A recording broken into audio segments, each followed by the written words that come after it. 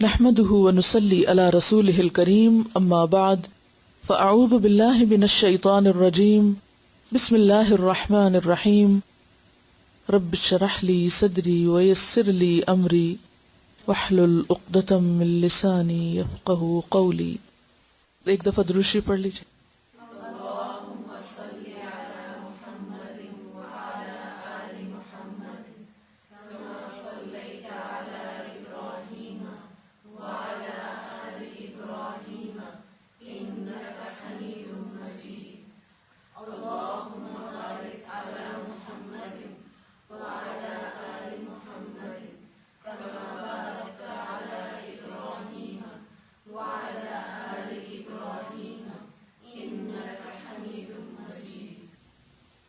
دعا پڑھیے حسن اخلاق کی. اللہم کما حسنت خلقی فحسن خلقی.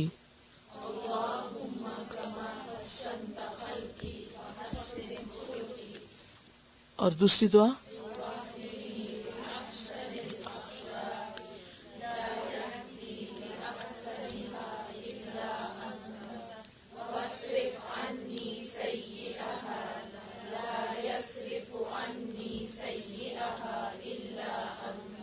ٹھیک ہے.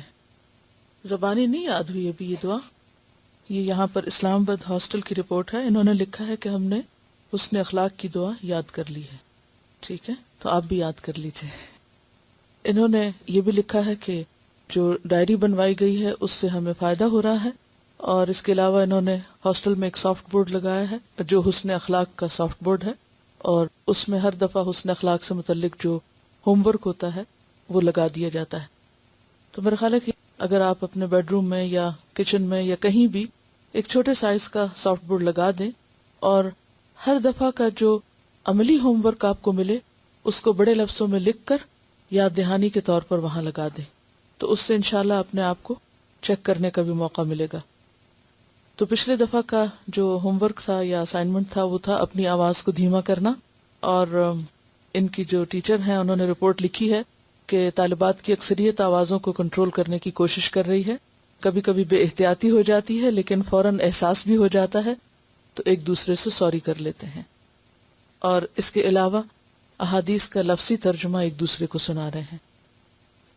اس کے علاوہ ایک اور آپ کی بہن نے ایک مشورہ بھیجا ہے. یہ کہتی ہیں کہ کیا آپ تمام اسٹوڈنٹس یا لسنر سے یہ ریکویسٹ کر سکتی ہیں کہ وہ ہر چیپٹر میں سے ہفتے میں ایک حدیث یاد کر لیں.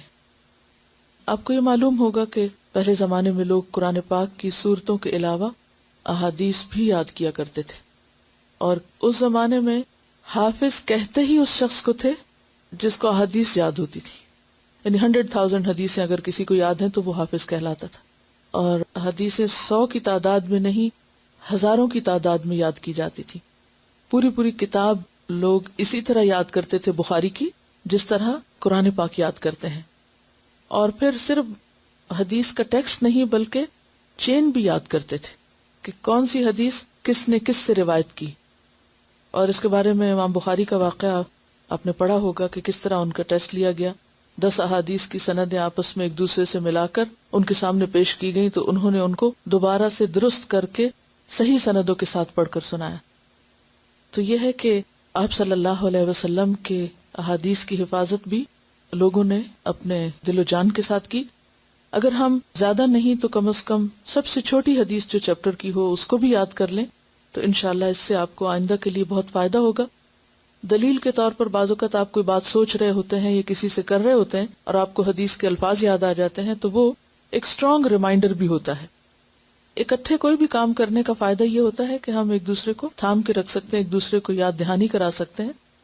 تو انشاءاللہ اگلے ہفتے کے ہوم ورک میں آپ یہ بات نوٹ کر لیجئے کہ ہر چیپٹر میں سے ایک حدیث یاد کرنا, اور جب آپ لفظی ترجمہ سنائیں گے تو اس وقت آپ ایک حدیث بھی زبانی سنا دیں. اور اس میں اگر آپ ساتھ صحابی کا نام بھی یاد کر لیں کہ یہ حدیث کس نے روایت کی ہے اور اس کے ساتھ کس کتاب میں سے ہے, یعنی رواہ البخاری یا رواہ الترمذی یا کس نے روایت کی. آج ہم احادیث سے شروع کرتے ہیں انشاءاللہ تعالی, اور پھر اس کے بعد کچھ وقت ہوا تو باقی باتیں آپ سے ڈسکس کروں گی. حدیث نمبر 16 سے عن عبداللہ ابن عمر رضی اللہ عنہما عن النبي صلى الله عليه وسلم قال الظلم ظلمات يوم القيامة رواه البخاري کتاب المظالم. عن عبد اللہ بن عمر، عبداللہ بن عمر رضی اللہ عنہ سے روایت ہے. عبداللہ بن عمر بن خطاب رضی اللہ عنہما جیسا کہ نام سے ظاہر ہے حضرت عمر رضی اللہ تعالی عنہ کے بیٹے تھے. عبداللہ عمر رضی اللہ تعالی عنہ کے بیٹے تھے اور ابن عمر کے نام سے مشہور ہیں. والدہ کا نام زینب بنت مزعون تھا اور آپ حضرت حفصہ بنت عمر بن خطاب کے حقیقی بھائی تھے. عبادلہ اربع کے نام سے 4 عبداللہ تاریخ میں بہت مشہور ہوئے ہیں. عبداللہ بن عباس، عبداللہ بن عمر، عبداللہ بن زبیر اور عبداللہ بن عمر. تو آپ ان میں سے ایک ہیں. آپ کی پیدائش مکہ میں ہوئی 2 نبوی میں. 2 نبوی سے کیا مراد ہے کہ جب آپ صلی اللہ علیہ وسلم نے نبوت کا دعویٰ کیا تو اس کے دوسرے سال، اور جب آپ کے والد حضرت عمر نے اسلام قبول کیا تو آپ کی عمر تقریباً 5-6 سال تھی. تو والد کے ساتھ ہی مسلمان ہو گئے اگرچہ بچے تھے. اور جب 13 نبوی میں ہجرت ہوئی تو اس وقت آپ کی عمر 11 سال تھی، یعنی آپ ابھی بچے ہی تھے. اسی وجہ سے ہم دیکھتے ہیں کہ آپ غزوہ بدر میں، غزوہ احد میں شرکت نہیں کر سکے، بلکہ سب سے پہلا غزوہ جس میں آپ نے شرکت کی وہ غزوہ خندق ہے. لیکن ہم دیکھتے ہیں کہ اس کے بعد تقریباً ہر غزوے میں وہ آپ صلی اللہ علیہ وسلم کے ساتھ شریک رہے. حجۃ الوداع کے موقع پر بھی وہ آپ کے ساتھ تھے. آپ صلی اللہ علیہ وسلم کی وفات کے بعد جب مسلمان مختلف علاقوں میں پھیلے تو آپ جہاد کی غرض سے ایران، مصر، ٹیونس، الجزائر اور مراکش تک گئے. حتیٰ کہ امیر معاویہ کے ساتھ ٹرکی پر جب حملہ ہوا قسطنطنیہ پر تو اس لشکر میں بھی شریک تھے. 84 سال عمر پائی، 84 ایئرس، اور 74 ہجری میں آپ کی وفات ہوئی. آپ کو قرآن پاک کی تفسیر اور حدیث کی روایت سے خاص طور پر شغف تھا، اگرچہ فقہ میں بھی آپ کی خدمات پائی جاتی ہیں. آپ کی روایت کردہ احادیث کی تعداد 1600 ہے.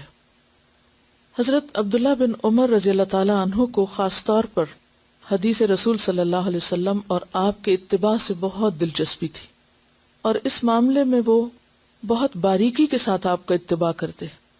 بہت ہی محتاط انسان تھے، بے حد متقی. آپ صلی اللہ علیہ وسلم کی پیروی اس حد تک کیا کرتے تھے کہ جس سفر میں آپ کے ساتھ رہے آپ صلی اللہ علیہ وسلم کے ساتھ ساتھ لگے رہے اور ہر بات نوٹ کرتے کہ آپ کہاں رکے ہیں، کہاں آپ نے نماز پڑھی، کہاں آپ رفع حاجت کے لیے گئے، آپ کس راستے سے گزرے، اور اس کے بعد جب کبھی اس راستے سے آپ کا گزر ہوتا تو آپ بھی وہیں رکا کرتے تھے. خواہ وہ طویل راستہ ہوتا لیکن اسی راستے سے گزرتے، جہاں آپ رکتے وہیں رکتے، جہاں آپ نے نماز پڑھی وہیں نماز پڑھتے. ایک ایک چیز میں آپ کے فٹ سٹیپس کو فالو کرتے تھے.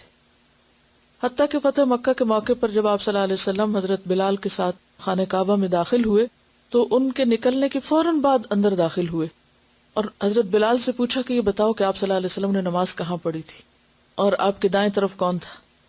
یعنی اس ڈیٹیل کے ساتھ آپ کی ہر چیز کو نوٹ کیا کرتے تھے. یہاں تک آتا ہے کہ ایک حدیث کی روایت میں اپنے گریبان کا اوپر کا بٹن کھول کر روایت کرتے تھے. تو کسی نے ان سے پوچھا کہ آپ اس حدیث کے وقت یہ کیوں کھولتے ہیں، تو کہا کہ میں نے جب یہ حدیث نبی صلی اللہ علیہ وسلم سے سنی تھی تو آپ کے گریبان کا بٹن کھلا ہوا تھا. یعنی یہاں تک آپ کی پیروی کا شوق تھا، اس قدر آپ سے محبت کرتے تھے. اور آپ نے علوم الحدیث کی کلاس میں وہ حدیث سنی ہوگی حج تمتع کے بارے میں کہ جب حضرت عمر رضی اللہ تعالیٰ عنہ نے اس سے منع کیا تو عبداللہ بن عمر تمتع کا احرام پہن کر کھڑے ہوئے. تو انہوں نے کہا کہ آپ کے والد نے آرڈیننس جاری کیا کہ ایسا نہیں ہوگا. انہوں نے کہا کہ میرے والد کون ہوتے ہیں، یہ تو نبی صلی اللہ علیہ وسلم کی سنت ہے. اور اس پر حضرت عمر نے شکر ادا کیا کہ اللہ نے مجھے ایسا بیٹا دیا کہ جو سنت کا اتنا پابند ہے. اور نہ صرف یہ کہ اپنے والد بلکہ اپنے بیٹے سے بھی ایک موقع پر سخت ناراض ہوئے. اور اس کے بارے میں ایک روایت میں آتا ہے کہ آپ ایک حدیث روایت کر رہے تھے نبی صلی اللہ علیہ وسلم سے کہ کوئی شخص اللہ کی بندیوں کو مسجد میں آنے سے نہ روکے، یعنی عورتوں کو مسجد میں آنے سے نہ روکا جائے.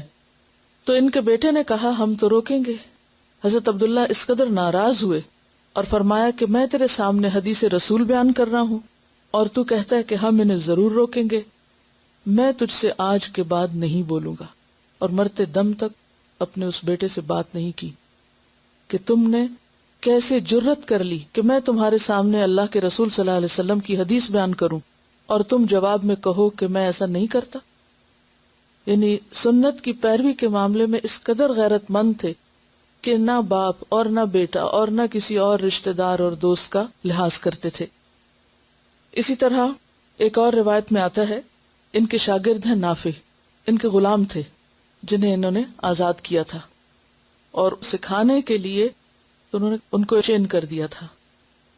وہ کہتے ہیں کہ عبداللہ بن عمر نے بانسری کی آواز سنی تو اپنی دونوں انگلیاں کانوں میں ٹھونس لی اور راستے کی دوسری سمت کافی دور نکل گئے، اور مجھ سے پوچھا، نافع کیا کچھ سن رہے ہو؟ میں نے عرض کیا نہیں۔ تب انہوں نے اپنی انگلیاں کانوں سے نکالی، فرمایا میں رسول اللہ صلی اللہ علیہ وسلم کے ساتھ تھا، آپ صلی اللہ علیہ وسلم نے بانسری کی آواز سنی اور ایسے ہی کیا تھا جیسے میں نے کیا ہے۔ حضرت نافع نے بتایا کہ اس وقت میں چھوٹی عمر کا لڑکا تھا، یعنی مجھے ساتھ رکھا ہوا تھا اور مجھے وہ عمل کر کے دکھا رہے تھے۔ پھر اسی طرح ایک اور روایت میں آتا ہے کہ ایک آدمی نے حضرت عبداللہ بن عمر کے سامنے چھینک ماری اور کہا، الحمدللہ والسلام علی رسول اللہ۔ ابن عمر کہتے ہیں، الحمدللہ والسلام علی رسول اللہ تو میں بھی کہتا ہوں، لیکن رسول اللہ صلی اللہ علیہ وسلم نے ہمیں یوں سکھایا ہے کہ چھینک کے بعد ہم الحمدللہ علی کل حال کہیں، یعنی جو سنت طریقہ ہے وہی کرو، یعنی اس موقع پر اس سے آگے نہیں بڑھو۔ آگے بڑھنا کیا تھا؟ الحمدللہ علی کل حال کہنے کی بجائے الحمدللہ والسلام علی رسول اللہ کہنا، یعنی یہ جو تم نے خود سے جملہ بڑھایا ہے یہ ہمیں آپ صلی اللہ علیہ وسلم نے نہیں سکھایا۔ ایک طرف آپ سے اتنی محبت تھی لیکن اس محبت میں غلوب نہیں تھا کہ کوئی بے موقع بے محل بے جا ایسا کام کر رہا ہو تو اس کی تائید کر دیں اور کہیں کوئی بات نہیں، یہ بھی تو ایک اچھا جملہ ہے۔ وہاں انہوں نے روک لگا دی۔ پھر اسی طرح ایک اور موقع پر عبداللہ بن عمر سے روایت ہے کہ نبی اکرم صلی اللہ علیہ وسلم نے فرمایا، اسلام کی بنیاد 5 چیزوں پر ہے، اللہ کی توحید، نماز قائم کرنا، زکوٰۃ ادا کرنا، رمضان کے روزے اور حج ادا کرنا۔ ایک آدمی نے بات دہرا کر پوچھا، حج اور رمضان کے روزے؟ عبداللہ بن عمر نے فرمایا، نہیں، رمضان کے روزے اور حج میں نے رسول اللہ صلی اللہ علیہ وسلم سے اسی ترتیب کے ساتھ سنا ہے۔ یعنی اس سے آپ اندازہ لگا سکتے ہیں کہ وہ کس قدر محتاط تھے حدیث کی روایت میں۔ اور ہم جو ظلم کی مختلف ڈیفینیشنز پڑھتے رہے اور اس کے بارے میں بات ہوتی رہی، تو آپ دیکھیں کہ ظلم کیا ہے؟ وضع الشیء فی غیر محلہ، کسی چیز کا اپنی جگہ سے ہٹا کے دوسری جگہ رکھ دینا۔ تو یہ بھی ظلم ہی کی ایک قسم تھی کہ بات ایک جگہ سے ہٹا کے دوسری جگہ رکھنا، یا اس کی ترتیب بدلنا، یا پھر یہ کسی بھی آپ کے حکم پر عمل سے انکار کرنا۔ تو اس میں ہم دیکھتے ہیں کہ حضرت عبداللہ بن عمر کا جو تقویٰ تھا اور جو احتیاط تھی اور جو پریسیژن تھی آپ کے کاموں میں اور آپ کی سوچ میں، وہ بے مثال ہے۔ اور نہ صرف یہ کہ حدیث کی روایت میں بلکہ زندگی کے باقی امور میں بھی ان کے اندر اسی طرح کا تقویٰ تھا۔ اور اس میں ہم دیکھتے ہیں کہ جب انہوں نے احادیث آگے روایت کی تو ان کے شاگرد جو تھے نافع، انہوں نے بھی اسی طرح کی احتیاط کا مظاہرہ کیا، اور پھر ان کے شاگرد آگے امام مالک تھے، تو جو حدیث امام مالک، نافع اور عبداللہ ابن عمر سے روایت کرتے ہیں اس کو گولڈن چین کہا جاتا ہے، سلسلۃ الذہب کہا جاتا ہے۔ اور آپ کو کچھ معلوم ہے کہ عبداللہ بن عمر کے پاس نافع کتنا عرصہ رہے تھے؟ یہ میں نے پہلے دن کے لیکچر میں بتایا تھا آپ کو، کچھ یاد ہے؟ تھوڑا سا کچھ اندازہ؟ 30 سال۔ عبداللہ بن عمر 11 سال کے تھے جب مدینہ آئے، اور مدینہ کا سارا عرصہ آپ صلی اللہ علیہ وسلم کی خدمت میں رہے، یعنی دیکھتے رہے کہ آپ کیا فرماتے ہیں، کوئی کام کیسے کرتے ہیں۔ اور پھر عبداللہ بن عمر سے نافع نے جو کچھ سیکھا وہ 30 سال آپ کے ساتھ رہے، اور پھر نافع کی خدمت میں امام مالک تقریباً 12 سال رہے۔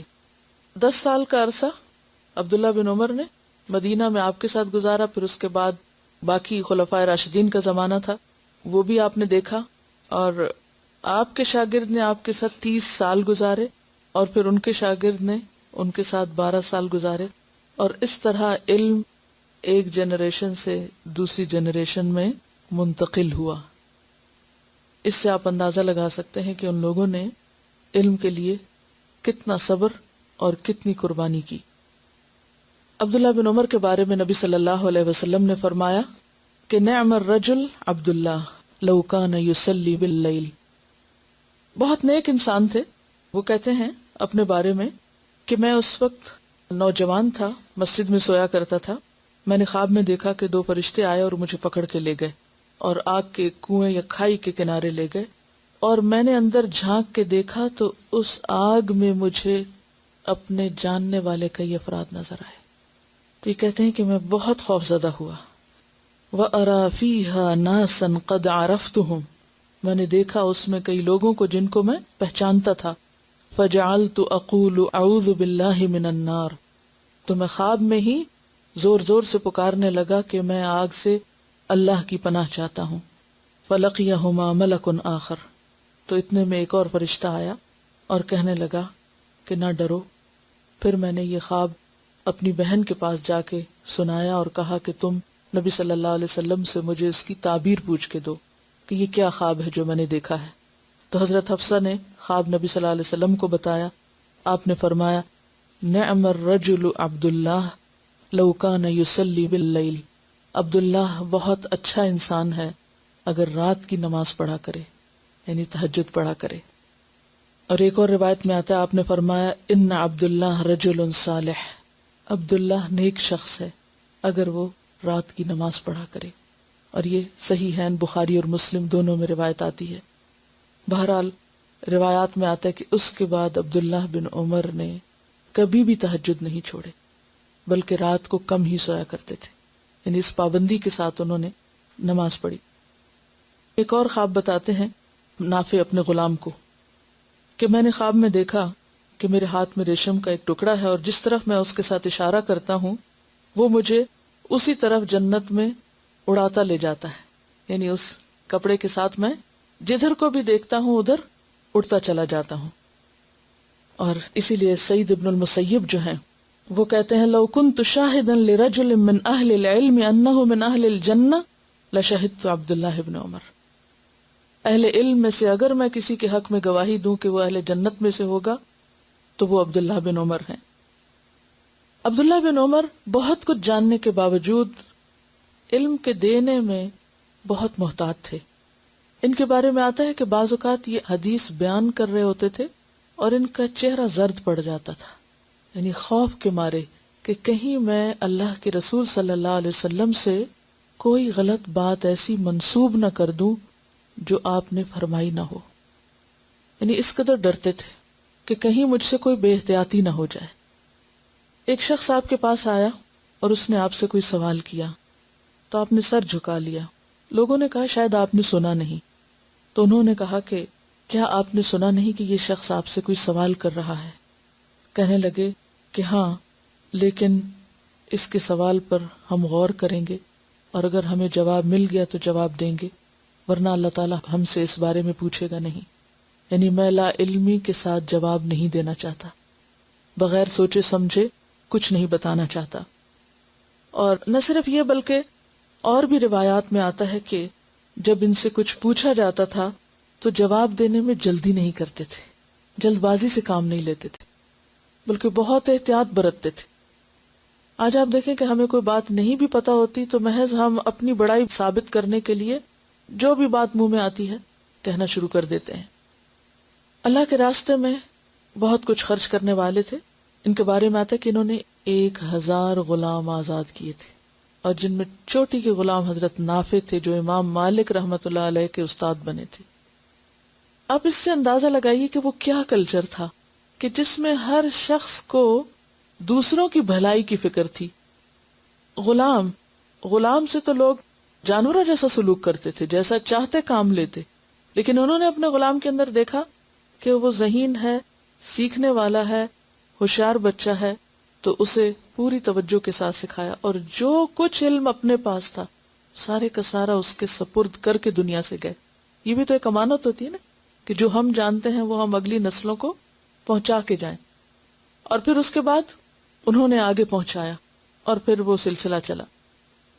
تو ایک طرف علم بانٹنے والے اور دوسری طرف مال بانٹنے والے، اور خاص طور پر غلام آزاد کرنے والے۔ میمون بن مہران کہتے ہیں کہ ابن عمر کے پاس 22,000 دینار آئے، انہیں ایک ہی مجلس میں تقسیم کر دیا، اپنی جگہ سے اٹھے نہیں جب تک وہ سارا صدقہ نہ کر دیا۔ ایک اور روایت میں آتا ہے کہ انہیں مال سے کوئی دلچسپی نہ تھی، مال انہیں متاثر نہیں کرتا تھا، یعنی مال سے امپریس نہیں ہوتے تھے، مال سے خوش نہیں ہوتے تھے۔ اور پھر ابن عامر نے ایک مرتبہ ان کو 30,000 دینار بھیجے، اور انہوں نے وہ سارے کے سارے فی سبیل اللہ خرچ کر دیے۔ ابن عمر خاص طور پر قرآن پاک کی 2 آیتوں کو پڑھ کے بہت روتے تھے۔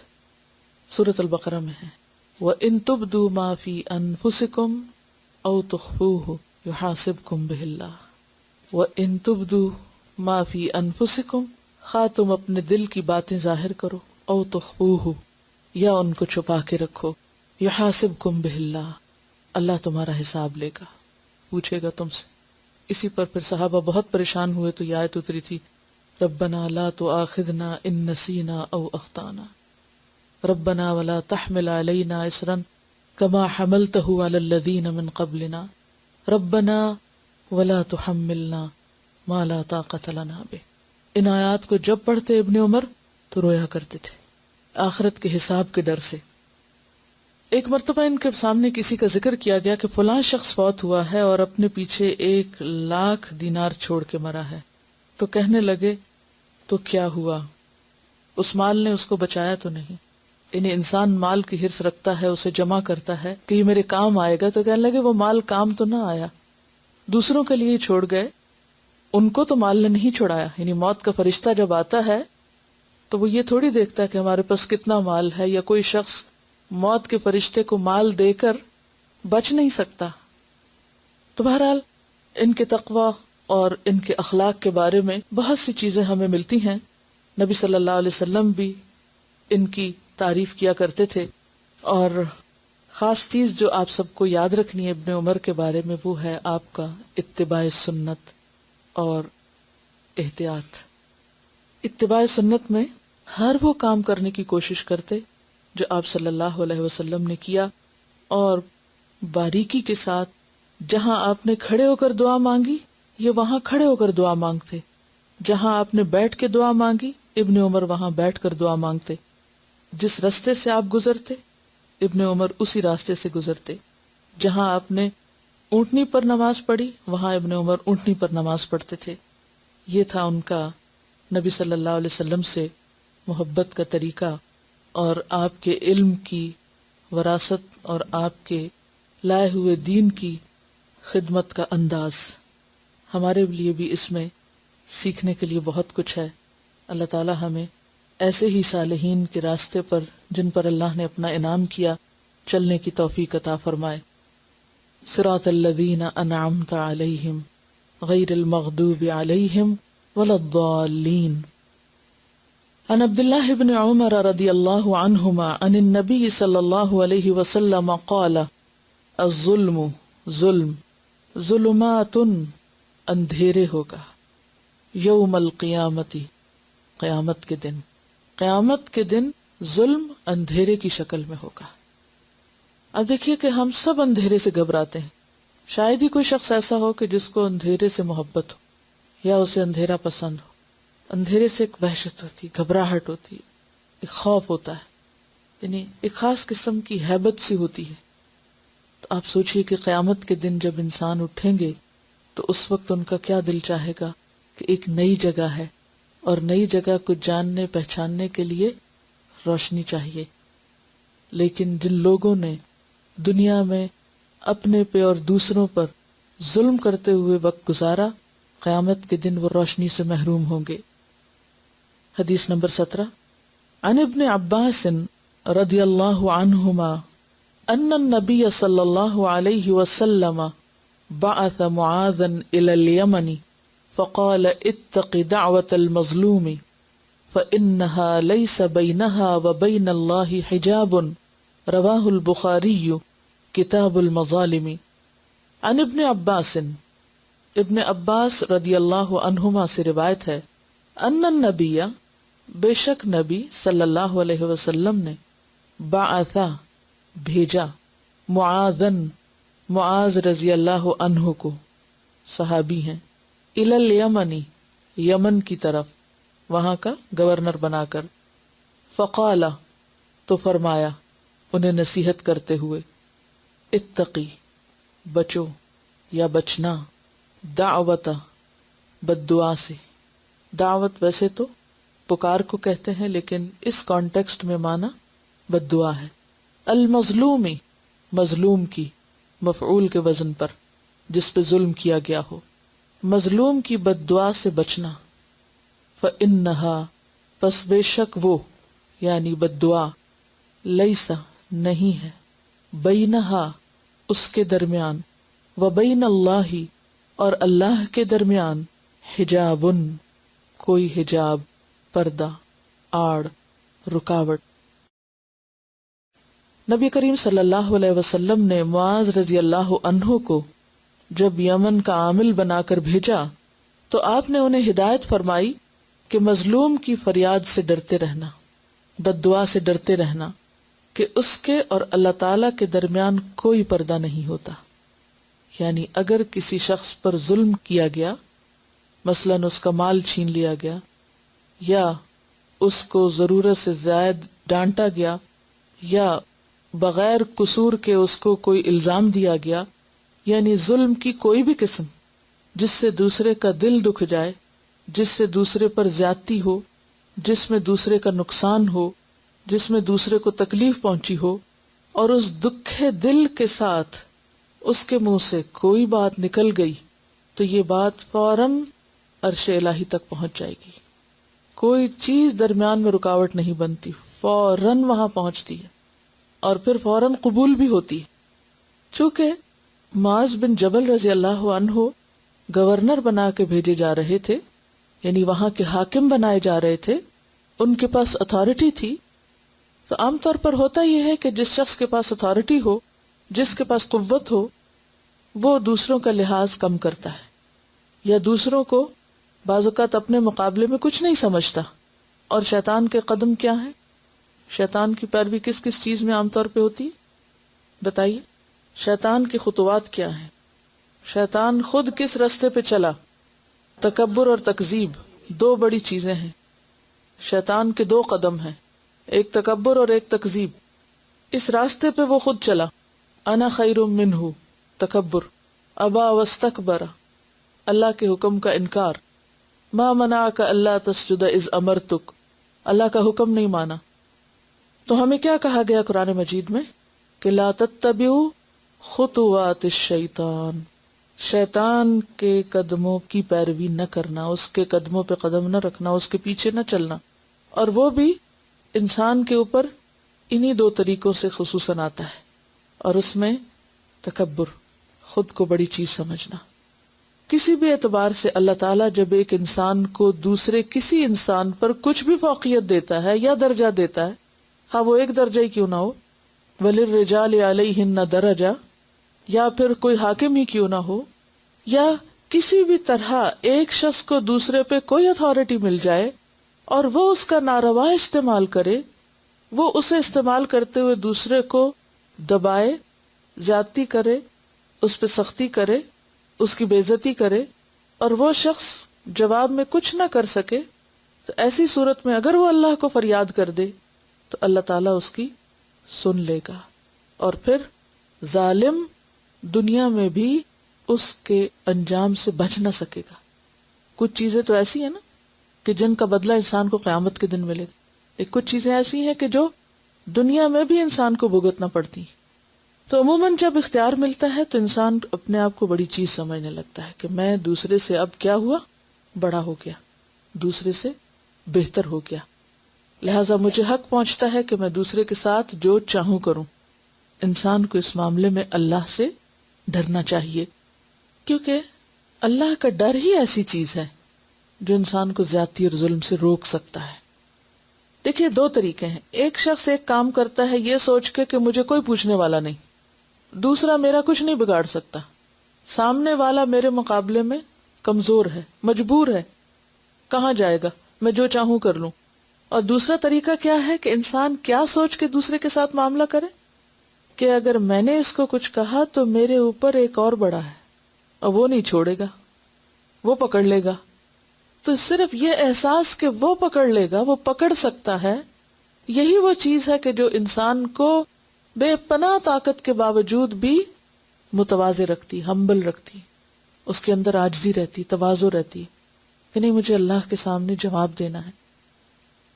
حدیث نمبر 18 عن انس رضی اللہ عنہ قال قال رسول اللہ صلی اللہ علیہ وسلم انصر اخاک ظالما او مظلوما قالوا یا رسول اللہ هذا ننصره مظلوما فكيف ننصره ظالما فقال تأخذ فوق يديه رواه البخاری کتاب المظالم.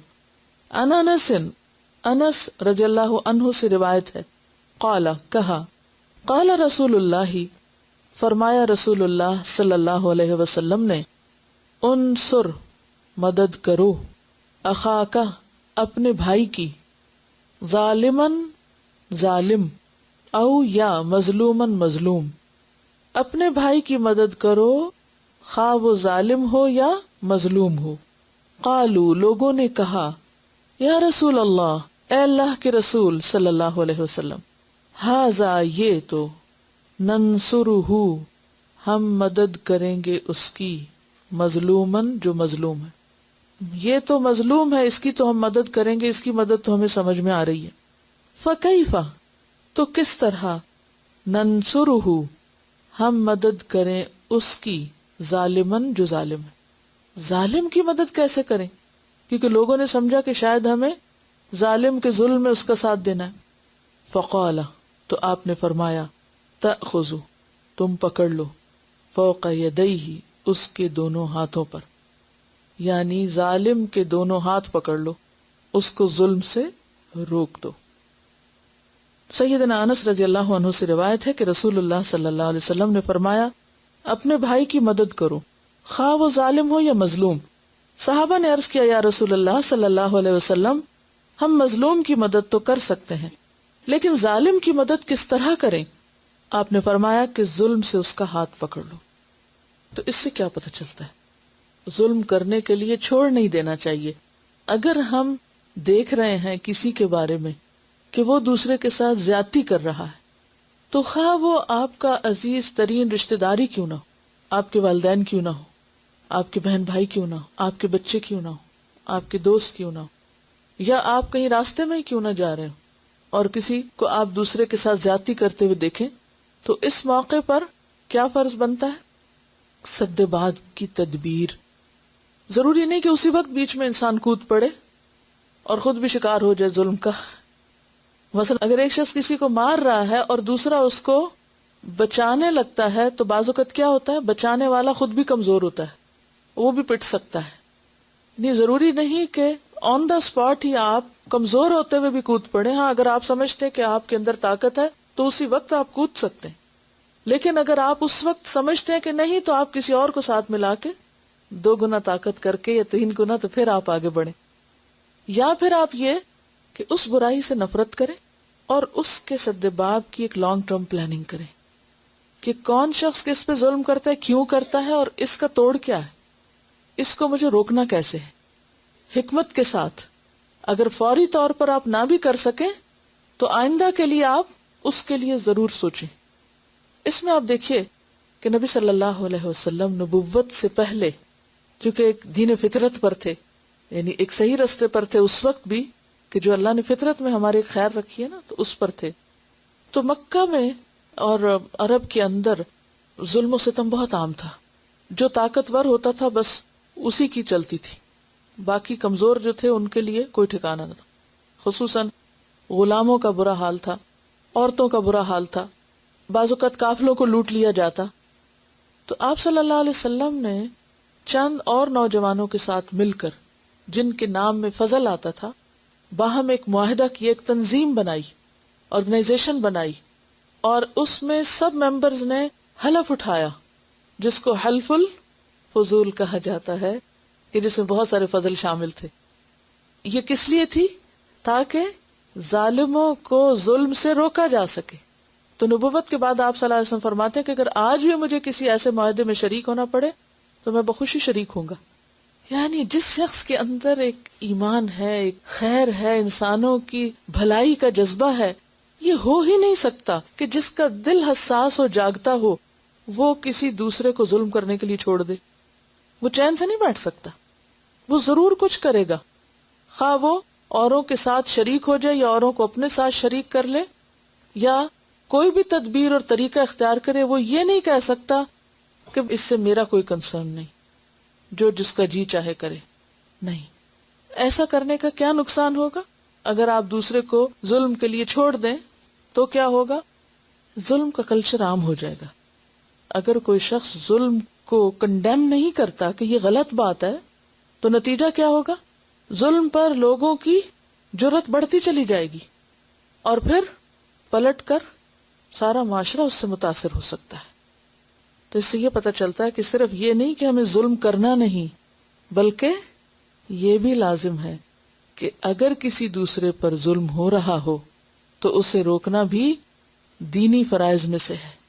زیادتی کو روکنا بھی اور مظلوم کی مدد کرنا بھی دین ہی کا حصہ ہے۔ ایک اور بات اس سے جو پتہ چلتی ہے کہ جو ظالم ہے اس کو بھی آپ نے اپنا بھائی کہا ہے، یعنی مظلوم تو بھائی ہے لیکن ظالم بھی بھائی ہے۔ کیوں؟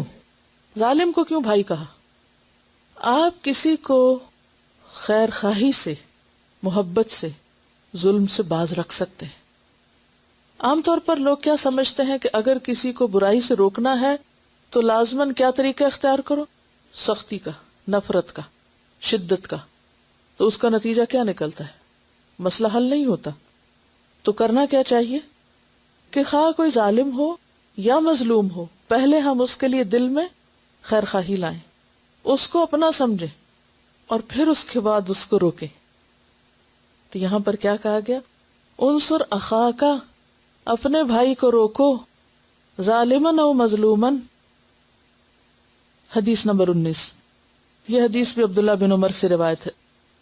عن ابن عمر رضی اللہ عنہما یقول، کہتے ہیں، نہا، منع فرمایا ہے، النبی، نبی صلی اللہ علیہ وسلم، صلی اللہ علیہ وسلم نے، ان یہ کہ یقرن ملائے، الرجل کوئی شخص، بین درمیان، التمرتین دو کھجوروں کے، جمیعاً اکٹھے، حتی یہاں تک کہ یستأذن اجازت لے لے، اصحابہ اپنے ساتھیوں سے۔ رواہ البخاری کتاب الشرکۃ۔ سیدنا عبداللہ بن عمر رضی اللہ عنہما سے روایت ہے کہ نبی کریم صلی اللہ علیہ وسلم نے منع فرمایا تھا کہ کوئی شخص دو دو کھجوریں ایک ساتھ ملا کے کھائے، یہاں تک کہ وہ اپنے ساتھیوں سے اجازت لے لے۔ مثلاً اگر آپ اکٹھے کھانا کھا رہے ہیں، ایک پلیٹ سے کھا رہے ہیں، کھجور کھا رہے ہیں یا انگور کھا رہے ہیں یا کوئی بھی چیز جو دانا دانا کر کے اٹھائی جاتی، تو آپ کے لیے اخلاق کا تقاضا کیا ہے کہ آپ کیسے کھائیں؟ ایک ایک کھائیں، اور سب ایک ایک کھائیں۔ لیکن اگر کوئی شخص بہت بھوکا ہے یا اسے جلدی ہے جانے کی یا کوئی بھی وجہ ہے جس میں وہ ایک کی بجائے دو کھانا چاہتا ہے، تو اس کو اجازت نہیں جب تک کہ وہ اپنے ساتھیوں سے اجازت نہ لے۔ وہ ایسا نہیں کر سکتا جب تک کہ اوروں کی رضامندی نہ لے لے۔ اب دیکھیے کہ کہاں تک جا کر اصلاح کی گئی، سمجھایا گیا۔ عموماً ہمارے ہاں کیا ہوتا ہے، جب کوئی دعوت ہوتی، پارٹی ہوتی، شادی ہوتی ہے، اور ہم اپنی پلیٹیں بھر رہے ہوتے ہیں، اور ہمیں پتہ ہوتا ہے کہ فوڈ لمیٹڈ ہے، اور ہمارے پیچھے ایک لمبی لائن ہے، اور ان سب کو یہیں سے لینا ہے، تو میں اتنا ہی لوں جتنا انصاف کا تقاضا ہے، صرف اپنی پلیٹ بھرنے کی فکر نہ کروں، ان سب کو بھی پیچھے دیکھوں کہ انہیں بھی یہیں سے لینا ہے۔ اسی طرح جو لوگ اکٹھے رہتے ہیں، مثلا ہاسٹل میں بچیاں اکٹھی رہتی ہیں، اگر ایک ڈونگے سے سالن ڈال رہے ہیں اور پتہ ہے کہ 10 لوگ ہیں اور 10 بوٹیاں ہیں. اب ایک شخص جو پہلے شروع کر رہا ہے وہ اگر 2 ڈال لے اور آخری والے کے حصے میں ایک بھی نہ چھوڑے تو یہ کیا ہے؟ ظلم ہے.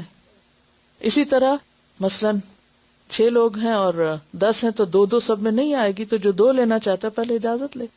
یعنی اجازت کا مطلب یہ نہیں کہ کیا آپ مجھے اجازت دیتے ہیں کوئی اعلان کر کے اور دوسروں کا مذاق اڑا کے، کیونکہ بعض اوقات ہم سنتوں کا اس طرح بھی مذاق اڑانا شروع کر دیتے ہیں.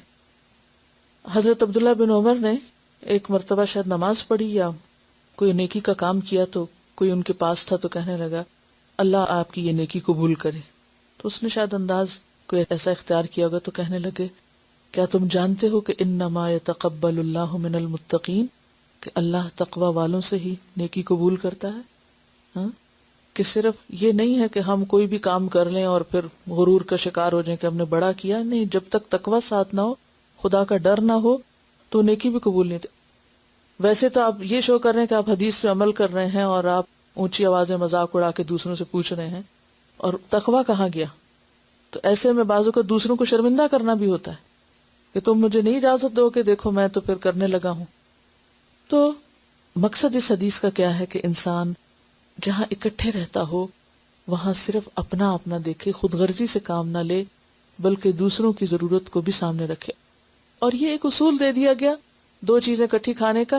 اس میں صرف کھانے کے معاملے میں ہی نہیں، کوئی بھی چیز آپ استعمال کر رہے ہیں اور جب آپ دیکھ رہے ہیں کہ ایک سے زیادہ لوگ اس کی ضرورت مند ہیں تو پھر انصاف کے ساتھ خود اپنے دل سے فیصلہ لے کے اتنی ہی چیز استعمال کریں جتنی آپ کے حق میں آتی ہے.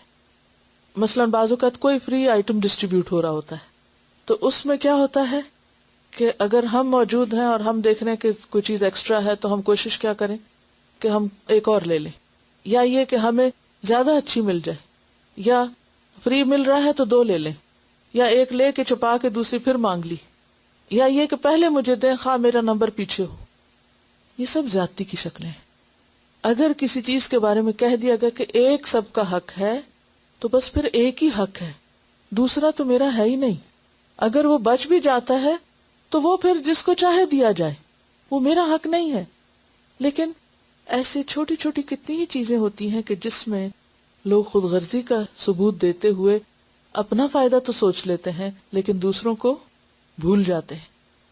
تو ہمیں ان کو بھی نہیں بھولنا جو ہمارے ساتھ بیٹھے ہوئے، اور ان کو بھی نہیں بھولنا جن کا حق اور حصہ ہے اس چیز میں جو اس وقت ہمارے ساتھ نہ ہو، کسی وجہ سے غائب ہوں.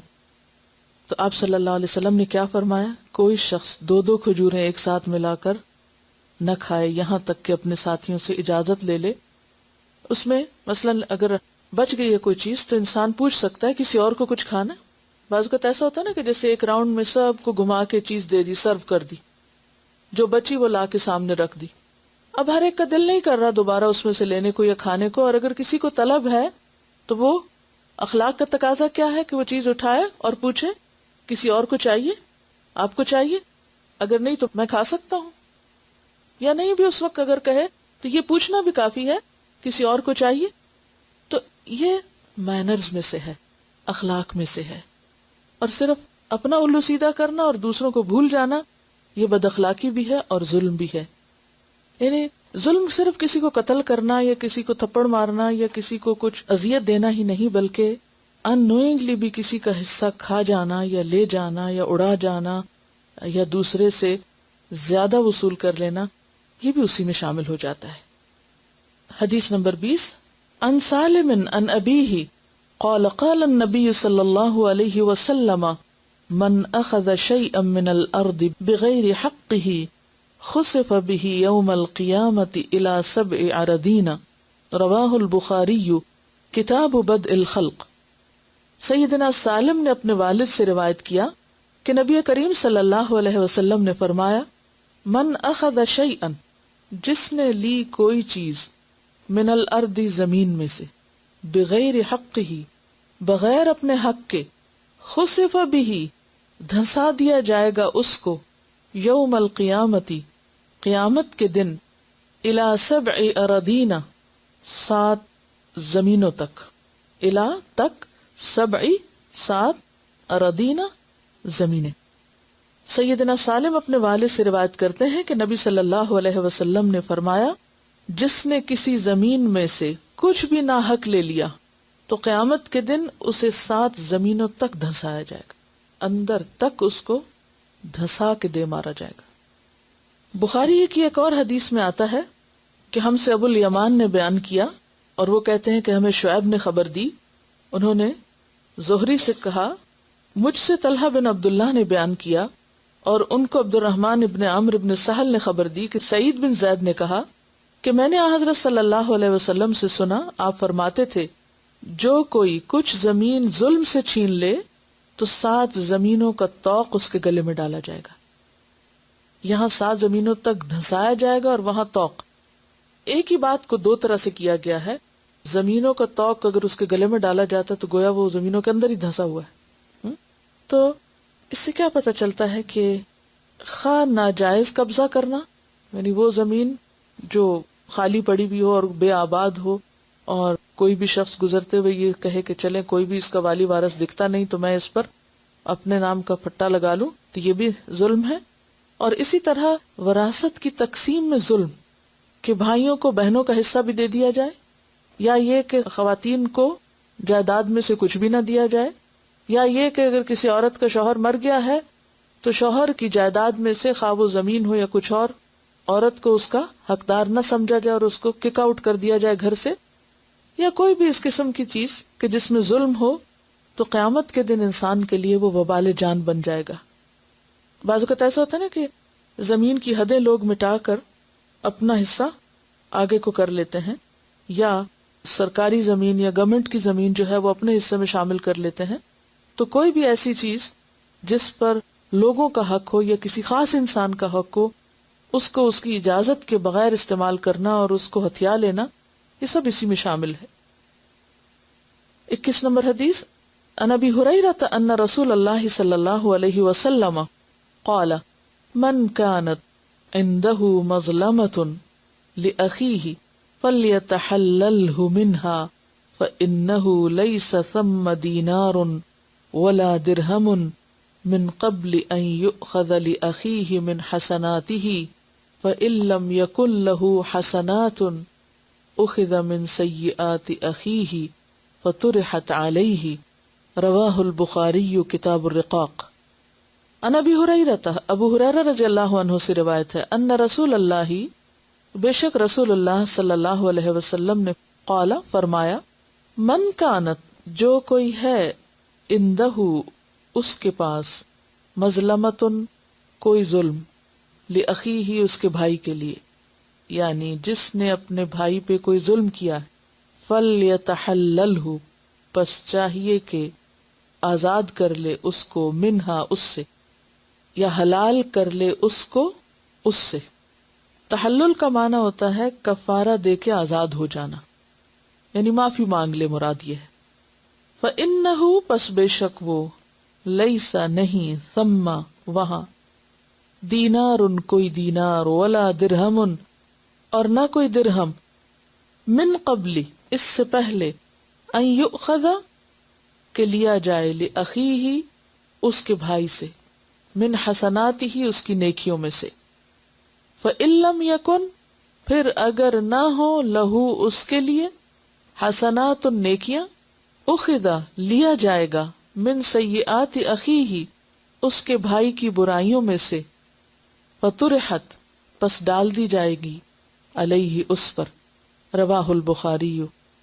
سیدنا ابو ہریرہ رضی اللہ عنہ سے روایت ہے کہ رسول اللہ صلی اللہ علیہ وسلم نے فرمایا، جس نے اپنے کسی بھائی پر ظلم کیا ہو تو اسے چاہیے کہ اس سے دنیا میں معاف کرا لے، یہیں پر اس کو حلال کر لے، یہیں اس کو راضی کر لے، اس لیے کہ وہاں روپے پیسے نہیں ہوں گے، درہم و دینار نہیں ہوں گے، اس سے پہلے کہ اس کے بھائی کے لیے اس کی نیکیوں میں سے حق دلایا جائے، اور اگر اس کے پاس نیکیاں نہ ہوں گی تو اس مظلوم کی برائیاں اس پر ڈال دی جائیں گی۔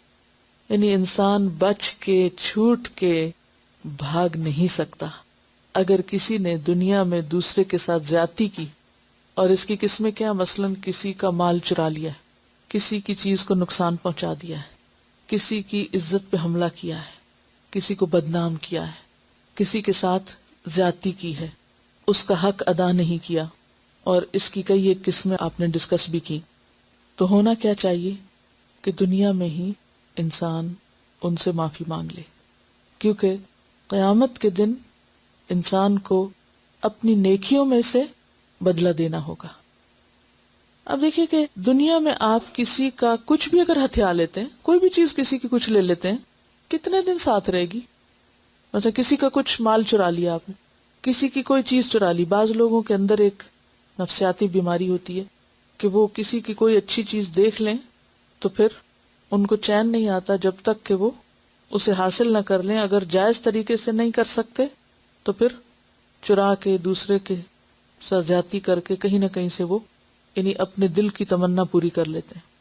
اور بعض لوگوں کو تو چین ہی نہیں آتا جب تک کہ وہ کچھ چرائے نہیں. بچپن سے بعض اوقات لوگوں کو عادت ایسی پڑ جاتی ہے اور کہتے ہیں کہ نفسیاتی بیماری تھی. یہ بھی ایک ڈھونگ رچایا ہوا کہ ہر غلط کام کرو اور پھر اس کو ذہنی بیماری قرار دے کے چھٹکارا حاصل کر لو، اپنے لیے حلال کر لو، جائز کر لو.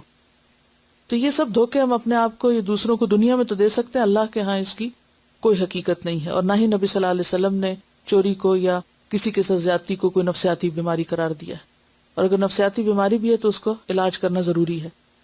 بہرحال دنیا میں اگر کسی کے ساتھ کوئی بھی زیادتی کی ہے، اس کی کوئی بھی چیز اٹھائی ہے یا اس کا حق نہیں دیا، تو انسان یہیں دے دے، اس کو واپس کر دے اور توبہ کرے، دوسرے سے معافی مانگ لے. اگر کسی کا دل دکھایا ہے تو معافی مانگ لے. اگر کسی کی غیبت کی ہے، چغلی کی ہے، اس کو بدنام کیا ہے، تو یا تو اس سے معافی مانگے یا پھر یہ ہے کہ اس کا کفارہ کرے کسی بھی طرح. یہاں لفظ ہے نا یہ تحلل ہو، اس کو حلال کرے، یعنی جو زیادتی کی ہے اس کا مداوع کرے. اگر کسی کے ساتھ کوئی تلخی ہو گئی تو دوسرے لمحے کیا کرے؟ اچھا کر دے. تو کیا ہوتا ہے؟ ان الحسنات یذہبن السیئات، نیکیاں برائیوں کو لے جاتی ہیں. ہاں، کیونکہ انسان ہے نا، ہم کبھی تھکے ہوتے ہیں، کبھی غصے میں ہوتے ہیں، کبھی کسی طرح ہوتے ہیں. ہم کتنی بھی کوشش کریں ہم سے دوسروں کے حق میں کوتاہیاں ہو ہی جاتی ہیں، کبھی جان بوجھ کے ہو جاتی ہیں، کبھی انجانے میں ہو جاتی ہیں. ایسی ساری چیزیں دنیا میں ہی صاف ہو جائیں تو بہتر ہے، ورنہ قیامت کے دن دینا پڑے گا. اس میں وہ حدیث بھی آپ کو یاد ہوگی کہ جس میں آپ نے فرمایا کہ مفلس کون ہے؟ کیا تم جانتے ہو کہ مفلس کون ہے؟ لوگوں نے کہا کہ جس کے پاس درہم و دینار نہ ہو.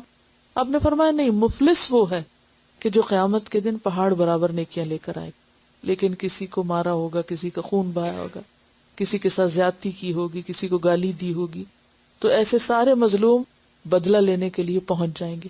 اب اس کے پاس کوئی درہم و دینار تو نہیں ہوگا کہ جس سے کفارہ دے، تو کیا ہوگا؟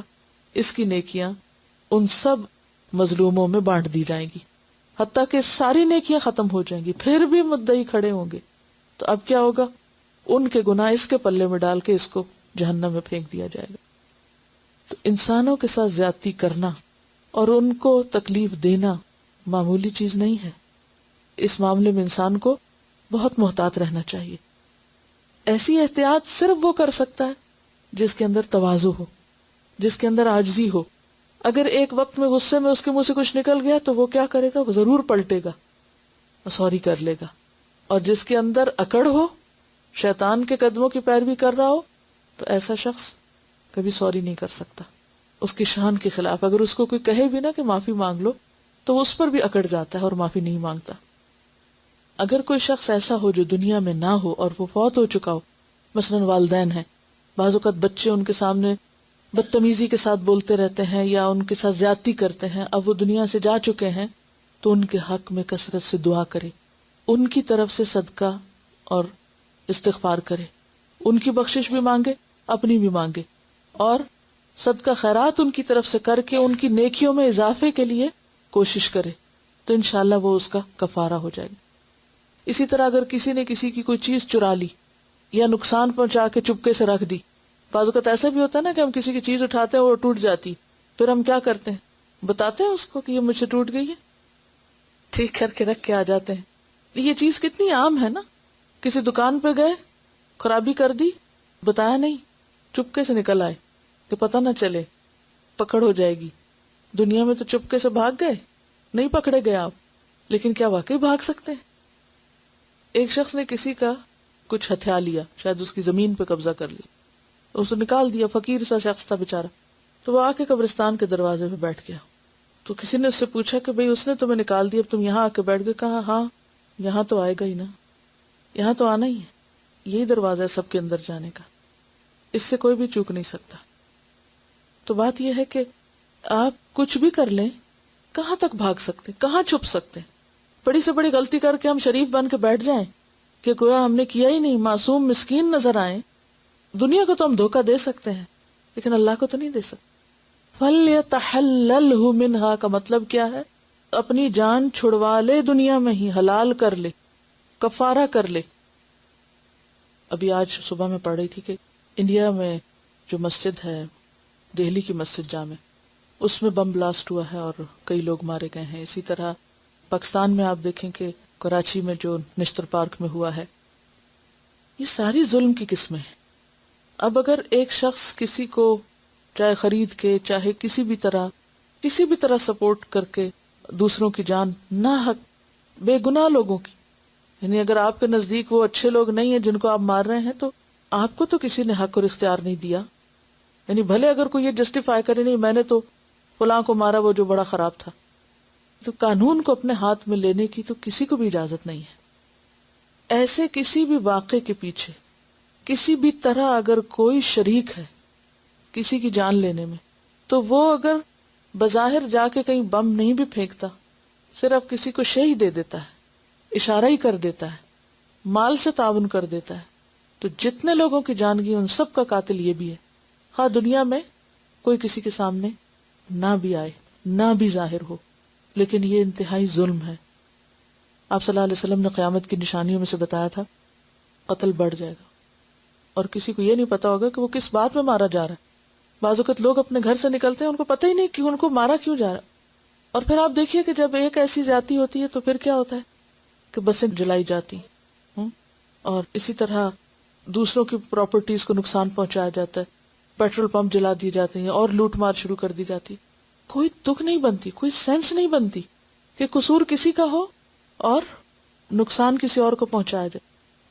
پچھلے دنوں جو وہ کارٹون کنٹروورسی تھی، اس میں جب بہت سے ایسی ریلیز ہوئی تو بعض اوقات غریب ٹھیلے والوں کے ٹھیلے توڑ دیے گئے، فروٹ پھینک دیا گیا ان کا اتار کے، بسیں توڑ دی گئیں، جلا دی گئیں، مسافروں کو ہراساں کیا گیا. یہ لوٹ مار اور یہ سب کچھ ظلم ہی کی قسمیں ہیں، اور ان سب چیزوں کا حساب دینا ہوگا قیامت کے دن. حدیث نمبر 22. عن ابی موسیٰ رضی اللہ عنہ قال قالوا یا رسول اللہ ای الاسلام افضل قال من سلم المسلمون من لسانه ویده. عن ابی موسیٰ، ابو موسیٰ رضی اللہ عنہ سے روایت ہے. قال، وہ کہتے ہیں، قالوا، لوگوں نے کہا، یا رسول اللہ، اے اللہ کے رسول صلی اللہ علیہ وسلم، ای الاسلامی، کون سا اسلام، افضل، افضل ہے، قال، کہا، من، جو، سلم، سلامت رہیں، المسلمون، مسلمان، من لسانہ، اس کی زبان سے، ویدہ، اور اس کے ہاتھ سے. رواہ البخاری، کتاب الایمان. سیدنا ابو موسیٰ رضی اللہ عنہ سے روایت ہے، وہ کہتے ہیں کہ لوگوں نے پوچھا، یا رسول اللہ صلی اللہ علیہ وسلم، کس کا اسلام افضل ہے؟ تو نبی کریم صلی اللہ علیہ وسلم نے فرمایا، جس کے زبان اور ہاتھ سے سارے مسلمان سلامتی میں رہیں، یعنی انہیں کوئی تکلیف نہ پہنچے، نہ ان کی جان کو، نہ مال کو، نہ عزت کو، نہ آبرو کو. تو گویا دوسروں کو دکھ دینے سے بچانا جو ہے یہ بھی بہت ضروری ہے. آپ دیکھیے کہ بعض اوقات ظلم کی ایسی قسمیں بھی ہوتی ہیں کہ جس میں ہم دوسروں کی رعایت سے ناجائز فائدہ اٹھاتے ہیں. مثلا کسی نے لکھا ہے کہ ہم مسلمان آبادی والے علاقے میں رہتے ہیں، لوگ زیلر سے چیزیں خرید کر لاتے ہیں اور پھر اسے استعمال کر کے رسید کے ساتھ واپس لوٹا دیتے ہیں. جیسے کسی شادی پہ جانا ہے تو کوئی نیا ڈریس پہن لیا اور پھر اس کے بعد آ کے طے کر کے واپس کر دیا، اور بہت فخر سے بتاتے ہیں کہ ہم بہت اسمارٹ ہیں اور بہت ہوشیار ہیں، اور ایسا ظلم کر کے شرماتے بھی نہیں. یعنی ڈٹائی کی حد آپ دیکھیں، ایک چوری اور اوپر سے سینہ زوری. اور جب نیت ہی خراب ہو کہ انسان جائے اس نیت سے کہ میں جا کے صرف دوسرے کی رعایت سے فائدہ اٹھا کے پھر اس چیز کو واپس کر دوں گا، تو یہ تو سراسر زیادتی میں آتا ہے. بعض اوقات آپ دیکھیں کہ چھوٹی چھوٹی حقیر چیزوں کے لیے انسان اپنا نامہ اعمال کالا کرتا ہے، اور قیامت کے دن وہ سب کچھ اسے نیکیوں سے دینا ہوگا بدلے میں، یعنی اپنی نیکیوں سے ہاتھ دھونا ہوگا. اول تو یہ کہ ہم نیکی کرنے میں کتنے ہوشیار ہیں، کتنی نیکیاں ہم نے جمع کی. چھوٹا سا کام کرنا بھی ہمارے لیے کتنا دوبر ہوتا ہے، اس میں نیت پتہ نہیں کیسی ہوتی، اور پھر ساتھ ساتھ ایسے کام کرتے ہیں کہ جس سے دنیا میں بھی صفایا ہوتا رہے.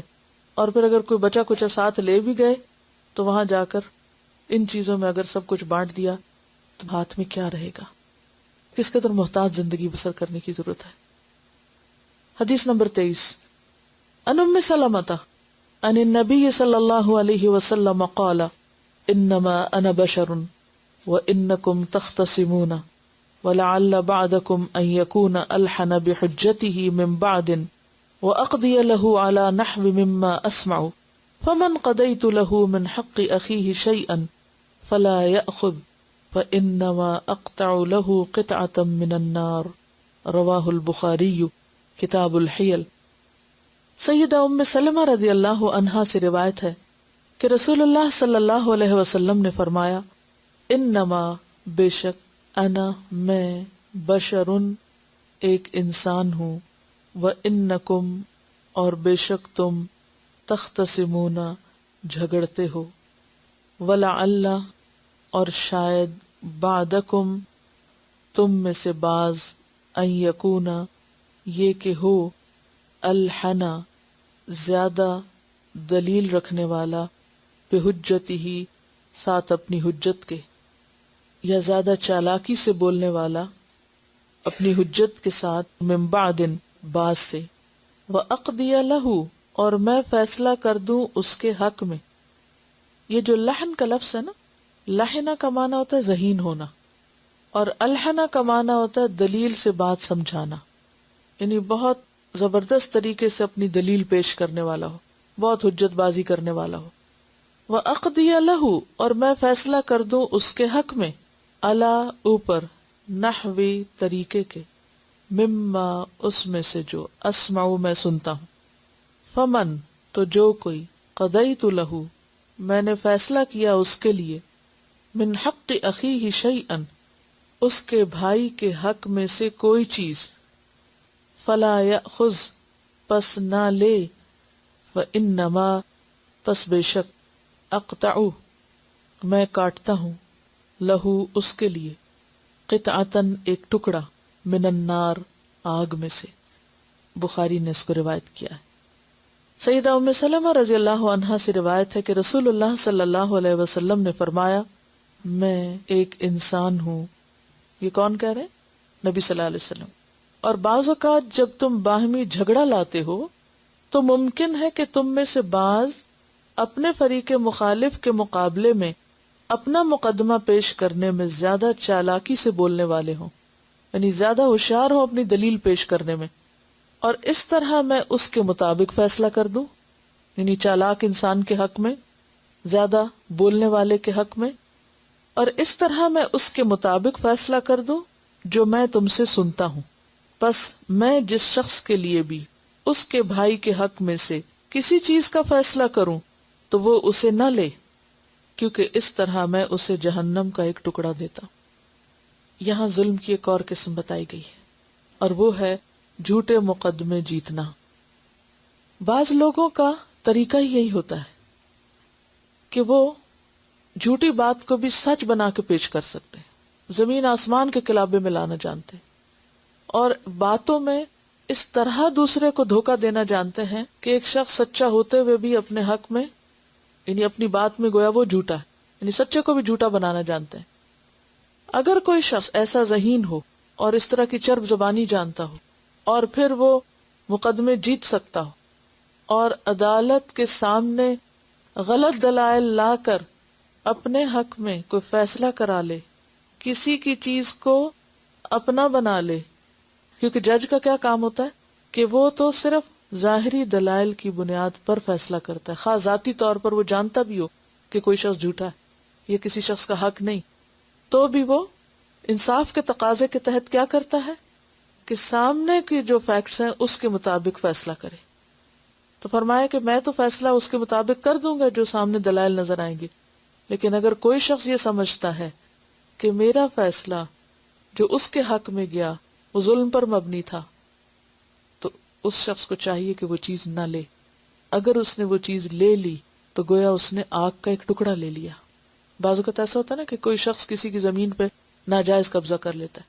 اب جس کی زمین ہے اس کے پاس مثلا کاغذ نہیں ہے یا اس کے پاس پورے دلائل نہیں ہے، دوسرا شخص جھوٹی پیروی کے ذریعے وہ چیز اپنے حق میں کر لیتا ہے.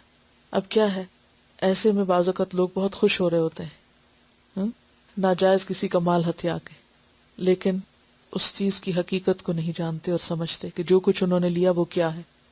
نبی صلی اللہ علیہ وسلم نے فرمایا کہ وہ چیز نہ لے، کیونکہ اس طرح میں اسے جہنم کا ایک ٹکڑا دے رہا ہوں، آگ کا ٹکڑا کاٹ کے دے رہا ہوں. وہ دنیا کا مال ہو یا زمین کا ٹکڑا ہو یا کوئی بھی دنیا کی چیز ہو. لیکن آپ دیکھیے کہ یہ چیز بھی خود مسلمانوں کے اندر کتنی عام ہے. بعض اوقات ایسا ہوتا ہے کہ میاں بیوی کے درمیان جھگڑا ہو جاتا ہے، اور وہ جھگڑا کس پہ جا ختم ہوتا ہے؟ طلاق پہ. اب جب طلاق ہوتی ہے تو پھر عموماً اس کے بعد کس چیز کے بٹوارے ہوتے ہیں؟ مال کے، بینک بیلنس کے، اور بھی جو کچھ ملکیت ہوتی. اب عموماً کیسز جو ہیں وہ کہاں چلے جاتے ہیں؟ کورٹ میں. بعض اوقات حق ایک شخص کا ہوتا ہے اور دوسرے کو پتا ہوتا ہے کہ یہ میرا نہیں ہے. مثلا میاں اور بیوی دونوں کماتے ہیں، دونوں جاب کرتے ہیں، دونوں کا ایک جوائنٹ اکاؤنٹ تھا، اور میاں کو پتا ہے کہ اتنا پیسہ میرا تھا اور اتنا نہیں ہے. لیکن اگر وہ کسی بھی طریقے سے عدالت کے سامنے کوئی بھی جھوٹا ثبوت پیش کر کے یہ ثابت کر دیتا ہے کہ یہ سارا میرا ہی پیسہ تھا، یا یہ کہ بیوی کو پتا ہے کہ یہ چیز میری نہیں تھی اور میرا حق نہیں، اور کسی بھی قانون کا سہارا لے کر وہ چیز اپنے حق میں کروا لیتی ہے جو اس کی نہیں تھی، تو دنیا میں تو ہو سکتا ہے کہ ایک شخص ایسا مقدمہ جیتنے کے بعد بہت خوش ہو، لیکن اگر اس کو پتا ہے کہ کوئی چیز میری نہیں تھی اور میں نے ظلمن لے لی تو وہ اس پر خوش نہ ہو بلکہ خوب روئے، کیونکہ اس نے اپنے لیے نفع کا سودا نہیں کیا، بہت بڑا نقصان کمایا، جہنم کی آگ خریدی. بظاہر دنیا میں کچھ چیزیں کتنی خوشنما لگ رہی ہوتی ہیں اور لوگ اپنے آپ کو بہت عقل مند سمجھتے ہیں دوسروں پہ زیادتی کر کے یا دوسروں کی چیز ہتھیا کے. ایسی کوئی مثال یا کوئی واقعہ کسی کو معلوم؟ السلام علیکم ورحمۃ اللہ وبرکاتہ. میرے ہسبینڈ کے ایک دوست تھے، تو وہ کسی جگہ کام کرتے تھے، تو اس کے مالک نے اس کو پیسے نہیں دیے 2 دن کے. کہتے تم نے چھٹی کی ہے نا؟ تو کہتے میں نے کوئی چھٹی نہیں کی. تو اس نے ساتھ جو اس کے ساتھ ورکر تھا اس کو اپنے ساتھ ملا لیا. وہ کہتا کہ مجھے پتا ہے کہ آپ نے چھٹی کی ہے نا. تو اس نے اس کو پیسے نہیں دیے اس کے نا. جی ہاں، بعض اوقات کسی کی اجرت روک لینا یہ بھی ظلم میں آتا ہے. یہ کسی چیز سے تو متعلق نہیں، لیکن میں سمجھتی ہوں کہ بعض اوقات جب ہم مشترکہ فیملیز میں رہ رہے ہوتے ہیں تو ایک جو ماں ہوتی ہے وہ اپنی بچے سے آپس میں لڑائی کر لیتے ہیں، تو وہ کوئی چیز لے لی، کسی کا کچھ کر دیا. تو اکثر اوقات ماؤں کو پتا ہوتا ہے کہ ان کے اپنے بچے کی غلطی ہے، اس کے باوجود بھی وہ یا جیسے کوئی چیز چھین لیتے ہیں وہ کسی دوسرے بچے سے، تو وہ لے کے بھی اور پھر چیز بھی دے دیتی ہیں ان کو، پھر اس کے بعد مار بھی پھر کرواتی ہیں یا ڈانٹیں گی زیادہ تھا کہ اس بچے کو ڈانٹ دیں گے کہ تم نے ایسا کیوں کیا تھا اس کے ساتھ، اور اپنے بچوں کی غلطی کو بالکل چھپا دیتی ہیں. لیکن اس کا نقصان کیا ہوتا ہے؟ اپنا بچہ جھوٹ پر، جرم پر، ظلم پر دلیر ہو جاتا ہے. جب ہم اپنے بچوں کی غلطیوں پر ان کو منع نہیں کرتے تو وہ پختہ ہوتے ہوتے کل کو وہی بچے ظالم بن جاتے ہیں. السلام علیکم. ہمارے ایک جاننے والے، میں انہیں جانتی ہوں کہ وہ کافی عرصے سے ایک کرائے کے گھر میں پاکستان میں رہتے تھے، اور انہوں نے کچھ سالوں کے بعد جو اونر تھے اس کے اوپر کورٹ میں کیس کر دیا کہ یہ گھر ہمارا ہے. اور اس طرح کئی واقعات میں نے سنے کہ جو لوگ کرائے کے گھروں پر خود قبضہ کر لیتے ہیں، اونرز کو نکال دیتے ہیں وہاں سے. اب دنیا میں تو رہنے کا ایک گھر مفت میں مل گیا، لیکن نتیجہ کیا ہوگا قیامت کے دن؟ جو چیز ہماری نہیں وہ دنیا بھر کی عدالتیں بھی مل کے اگر کہیں کہ یہ ہماری ہے تو بھی ہماری نہیں، وہ ہم اپنی جان پر خود ظلم کر رہے ہیں. السلام علیکم. یہ بہت پہلے کی بات ہے کہ ہمارے گجرات میں ایک مسجد بن رہی تھی، تو وہاں جھگڑا چل گیا. تو مالک مکان کہہ رہا تھا کہ تو نے میری جگہ جو ہے 4 فٹ زبردستی لے لی ہے کعبہ سیدھا کرنے کے لیے. لیکن کعبہ تو پہلے ہی سیدھا تھا. میں چھوٹی سی تھی، مجھے ابھی تک یہ حدیث پڑھی ہے تو مجھے یاد آ گیا، تو مجھے رونگٹے پہ کھڑے ہو گئے. تو وہ جو تھے نا مولوی صاحب غریب سے تھے، وہ مولانا احمد علی اس وقت زندہ تھے لاہور والے. ان کے پاس گئے، جا کے فتویٰ لے کے، تو یہی حدیث انہوں نے سنائی آ کے مسجد میں نا تو انہوں نے بولا کہ تو فتویٰ لینے تو آ گیا لیکن جا کے جرت کرنا ہے حدیث کو نا مسجد میں سنانا ہے. تو مولانا نے ان کے بارے لکھا ہوا تھا اگر تیری مسجد میں اس کی زمین بغیر اس کی مرضی کے کعبہ سیدھا کرنے کے لیے ڈالی گئی ہے تو یاد رکھ قیامت تک تیرے گلے میرا یہ توق پہنایا جائے گا. میں نے چھوٹی سی اس وقت یہ حدیث سنی تھی اور آج سنی ہے تو مجھے یاد آ گیا کہ فتویٰ دینے والے بھی عالم بھی ہیں اور بات سنانے والے بھی ہیں. بات یہ ہے کہ ہم جب تک اس علم کو عملی زندگی سے ریلیٹ نہیں کریں گے تو بعض اوقات کیا ہوتا ہے کہ ہمیں سمجھ ہی نہیں آتی. ہم سمجھتے نہیں ہے ہم تو اس میں سے کسی چیز میں بھی فٹ نہیں ہو رہے. زمینیں سب بانٹ دی ابا نے اور سب کو دے دی لیکن لڑکیوں کا نام نہیں دیا. جہیز میں ہمیں 2 مربع زمین ملی. باپ نے بھی تھوڑی سی ناانصافی کی کہ دریا والی زمین ہمیں دے دی اور خدا کا کرنا ایسا ہوا کہ دریا بھی راستہ چھوڑ گیا اور زمین بہت اچھی نکل ہے. تو بھائی جیسے جیسے دریا چھوڑتا جا رہا ہے وہ کرتا ہے کیونکہ زمین ہمارے نام ڈگری ہو چکی لیکن ہم نے کوئی پیروی نہیں کی, کوئی کچھ نہیں کیا. تو اب مجھے تو اللہ کی مہربانی, میرے میاں کہتا ہے چھوڑو چھوڑو ہم کچھ نہیں کرتے. میری بہن کو ضرورت ہے تو میں کہتی ہوں کہ اس کو تو دے دو. تو کہتے ہیں نہیں نہیں وہ تو یہ تھا وہ تھا یہ تھا وہ تو. ابو میرے کو نظر نہیں آتا, پیپر سائن کروا لیتے. تو اب ابو سن رہے ہیں, ابو کو پتا ہے سارا کچھ ہو رہا ہے, والدین بھی ہیں, بڑے بھائی بھی ہیں, بہن, ہم سب بیٹھتے ہیں, باتیں ہوتی ہیں, کوئی سائڈ ہی نہیں لیتا, کوئی بات ہی نہیں کرتا. تو میں سوچتی ہوں یہ ہمارے گھر میں ہو رہا ہے, غیروں کی باتیں تو ہم کیا کریں. میں سوال کرنے لگی تھی کہ آپ نے کہا تھا نا سدے باب کرتے ہیں وہ حلف الفضول جو تھا, کیا طریقے کیا ہیں اس ظلم کو روکنے کے؟ بیسیکلی لا علمی اور خدا خوفی نہیں ہے. یعنی مسلمان خود اپنے دین سے غافل ہیں اور اپنے انجام سے بے خبر ہیں. اگر انسان کو یہ پتہ چل جائے کہ جو کچھ یہ کہا جا رہا ہے یہ سچ ہے اور ایسا ہوگا تو انسان اپنی بھی دے ڈالے. کیونکہ جب خاندان کے بہت سے لوگ مظلوم کی بجائے ظالم کے ساتھ ہو جاتے ہیں کہ وہ طاقتور ہے تو پھر بعض اوقات وہ دوسرا اس کو روک بھی نہیں سکتا, جو بولے یا کہے تو وہ بھی برا بنتا ہے. یہ ہے کہ ہو سکتا ہے کہ آپ کا احسان کرنا ان کے ساتھ ان کے دل پھیر دے. انصر اخا کا ظالمن او مظلومن, بھائی کی مدد کرنا خواہ وہ ظالم ہی کیوں نہ ہو ضروری ہے تاکہ اس کو ظلم سے روکا جا سکے. اب اس ہفتے کا ہوم ورک نوٹ کر لیجئے, اپنی بلانگنگز کا جائزہ لیں, اسٹور, کچن, برتن, جو بھی چیزیں ہیں آپ کے پاس ان سب کا جائزہ لیں اور دیکھیں کہ کیا آپ کے گھر میں آپ کے پاس کسی کی کوئی چیز تو نہیں جو اسے واپس لوٹانا ضروری ہے. کیونکہ نبی صلی اللہ علیہ وسلم نے فرمایا عاریتاً لی ہوئی چیز واپس کی جائے گی, یعنی دودھ پینے کے لیے کسی کی گائے بھینس وغیرہ واپس کی جائے گی, قرض ادا کیا جائے گا اور ضامن ضمانت بھرنے والا ہے. نبی صلی اللہ علیہ وسلم نے فرمایا خبردار ظلم نہ کرو, خبردار مسلمان آدمی کا مال حلال نہیں مگر اس کی خوشی سے. کسی کی کوئی چیز جو آپ نے اس کی مرضی کے بغیر اپنے پاس رکھی ہوئی ہے وہ آپ کے لیے حلال نہیں جب تک کہ وہ آپ کو اجازت نہ دے. یہ کہتی ہیں کہ ان کے پاس کچھ لوگوں کے برتن رکھے ہوئے ہیں اور میں سب کو اعلان کر چکی ہوں اور کوئی ان کا والی وارث نہیں بن رہا, تو اب میں کیا کروں؟ انہیں کیا کرنا چاہیے؟ کسی کی کوئی چیز جس کا کوئی والی وارث آپ کو نہیں مل رہا وہ 1 سال تک رکھنا ضروری ہے, حتیٰ کہ ہو سکتا ہے کہ کسی وقت وہ لوٹ آئے اور پھر اس کے بعد آپ اس کو فی سبیل اللہ دے دیں یا خود استعمال کر لیں. اور اگر اس کے بعد آ جاتا ہے تو بھی اگر رکھی ہوئی ہے تو آپ اس کو واپس کر دیں, اور اگر نہیں آتا تو پھر آپ خود بھی استعمال کر سکتے ہیں یا کسی کو بھی دے سکتے ہیں, یعنی دونوں صورتیں جائز ہیں. یہ کسی نے فون کیا, نام نہیں بتایا, اور وہ کہتی ہیں کہ ہمیں کہا گیا تھا کہ ہمیں آگے کی سیٹس پر گروپ وائز بیٹھنے کی اجازت ہوگی لیکن اس کے باوجود ہمیں ہماری باری پر بیٹھنے نہیں دیا گیا, کیا یہ ظلم نہیں؟ جی ہاں, اگر آپ کسی کا حق لے لیتے ہیں خواہ وہ سیٹ کا ہی کیوں نہ ہو, جگہ کا ہی کیوں نہ ہو, تو وہ بھی ظلم میں شمار ہوتا ہے. ایک چیز اپنے آپ کو پرکھنے کے لیے یہ ضروری ہے کہ ہم دوسرے کی جگہ خود کو رکھ لیں. کسی بھی چیز پر جب اپنا حق سمجھنے لگیں تو فوراً دیکھیں کیا کہ جس کا یہ حق ہے کیا وہ مجھے چھوڑے. اس چیپٹر میں سے کون سی حدیث یاد کریں گے آپ؟ چلیے میں آپ کو کہلوا دیتی ہوں تاکہ آپ کے لیے زبانی یاد کرنا آسان ہو جائے. حدیث نمبر 16. اصل چیز یاد کرنے میں اسپیلنگز کا درست ہونا ضروری ہے, پروننسیشن کا صحیح ہونا. تو صحیح پروننسیشن بولے. عن عبداللہ ابن عمر رضی اللہ عنہما عن النبي صلى الله عليه وسلم قال الظلم ظلمات يوم القيامة رواه البخاري كتاب المظالم. سبحانك اللهم وبحمدك نشهد أن لا إله إلا أنت نستغفرك ونتوب إليك. السلام علیکم ورحمۃ اللہ وبرکاتہ.